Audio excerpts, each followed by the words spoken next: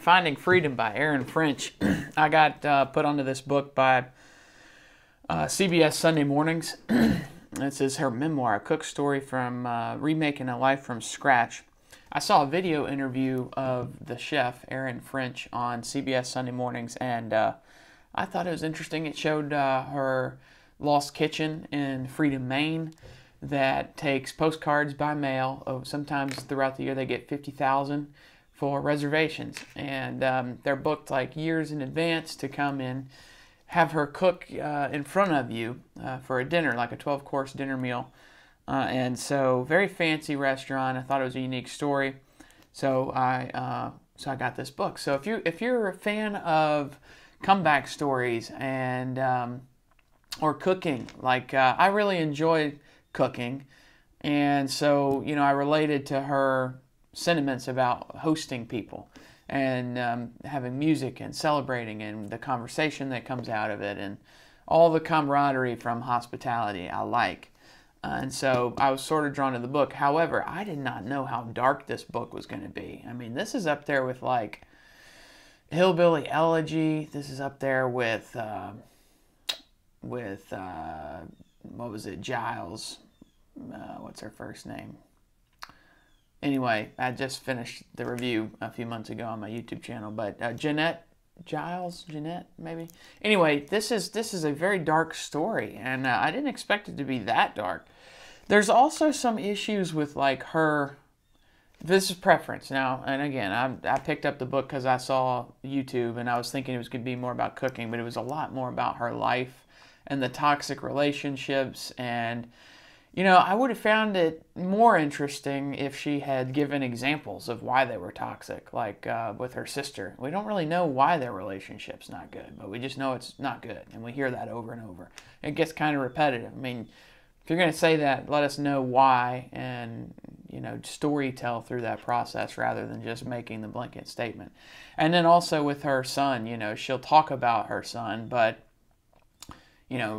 not a whole lot of information about her son, just that he's there, and her struggle with wanting to be a mother and cook and have a business at the same time while managing a toxic marriage and prescription drug pill addiction and like all these different issues that she was facing. And then, it's like, oh, the court decides to take my kid from me, and we don't know really why. I mean, she says it's based on because of what her ex Tom told the courts or whatever, but there's just not a whole lot of detail, which makes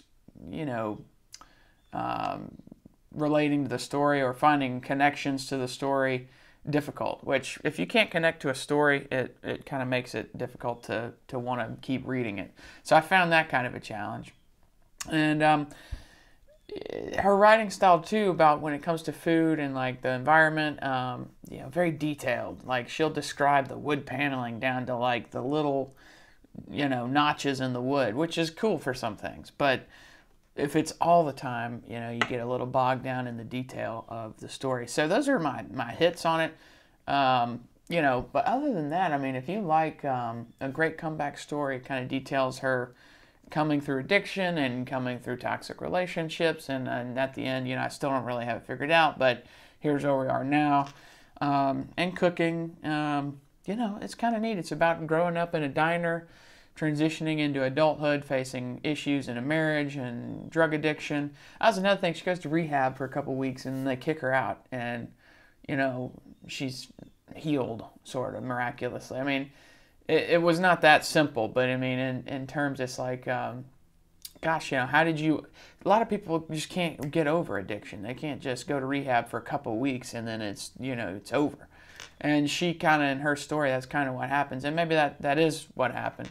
But I saw some people wondering if maybe in the comments on the reviews for this on Goodreads, they felt the same way I did, and some of them were like, do we color our own stories somewhat, and maybe she's not aware that she's not telling the full story of being unbiased. It's all from what she feels only, which is what memoirs are supposed to be, but a little bit of an unfiltered, here's where I did wrong, here's where I went wrong too, and take a little responsibility there.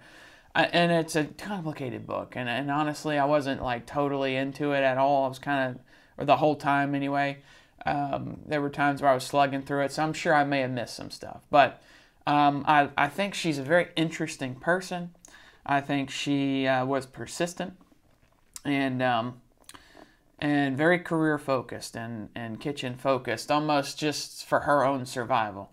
I felt like she was battling just to take care of herself, and anything extracurricular would have been too much for her to be able to handle. So I'm not positive I'm accurate, but that's just the way I felt about it. No disrespect to Erin French. I really admire her story and her ability to persist and overcome those challenges and be alive. I think it could have been the total darkness where it consumed her and she gave in to suicide. She had suicidal thoughts, and it could have gone a totally different direction. So I'm happy that she's on the other side and has found success in her career, and has written a great book that people seem to find a unique story, and I do too. I mean, how many places do you turn a meal into some world-renowned restaurant that people reserve years in advance? Pretty cool, pretty great, unique story, which is probably why she wrote the book. So check it out if you're interested in that kind of stuff. Finding Freedom: A Cook's Story, Remaking a Life from Scratch, a Memoir by Erin French, owner of The Lost Kitchen.